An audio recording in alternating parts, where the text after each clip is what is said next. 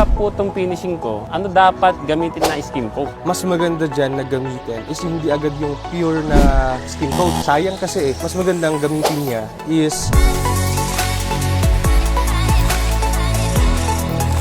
May tanong dito si Sir Rio Reponte. Ang ganda ng tanong niya eh. Sabi niya dito, Sir, if wrap po itong finishing ko, ano dapat gamitin na skim coat? rough na plastering. Kapag rough na plastering, mas maganda dyan na gamitin is hindi agad yung pure na skim coat. Sayang kasi mas magandang gamitin niya is case type with mix ng cement. Kasi 1:1 ang ratio ng mga yan eh. Pag 1:1, it means yung isang balde mo, ang katumbas na nun pag hinaluan mo ng semento ay 2 na. So hindi maaksaya, mas makakasave ka ng materyales. Isa pang magandang tanong ni kay naman, Sir Alberto Jr. Badillo. Ang sabi niya dito, pwede ba i-apply yan sa firewall na mayroong fiberglass membrane?